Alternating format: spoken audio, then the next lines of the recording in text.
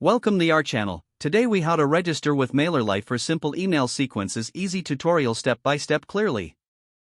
To register with MailerLite, start by visiting the MailerLite website. On the homepage, locate the Sign Up button, usually at the top right corner. Click on the Sign Up button to proceed. You will be directed to a registration form. Enter your email address in the designated field. Create a password that meets MailerLite's security requirements. Fill in your first and last name in the appropriate fields. Select your business type from the provided options. After completing the form, click the Create My Account button. Check your email inbox for a verification email from MailerLite. Open the verification email and click on the confirmation link inside. Once your email is verified, you'll be redirected to your MailerLite dashboard.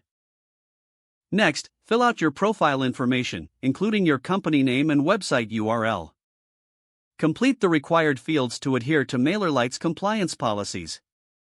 After filling in the information, save your changes to finalize your profile setup. Now, you can start creating simple email sequences. Navigate to the Campaigns section in your dashboard. Click on Create Campaign to begin. Select the type of campaign you want, like a regular or automated email sequence. Follow the prompts to set up your email sequence, including choosing a template and writing your content.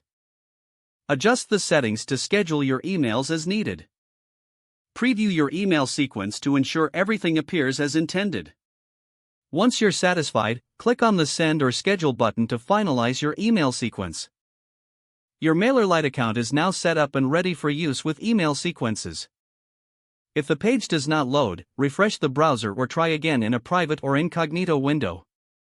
Make sure you are using the correct email address, then retype it carefully to avoid small typos.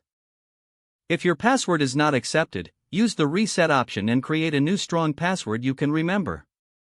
Check your spam folder for verification or security emails, then complete any requested confirmation steps.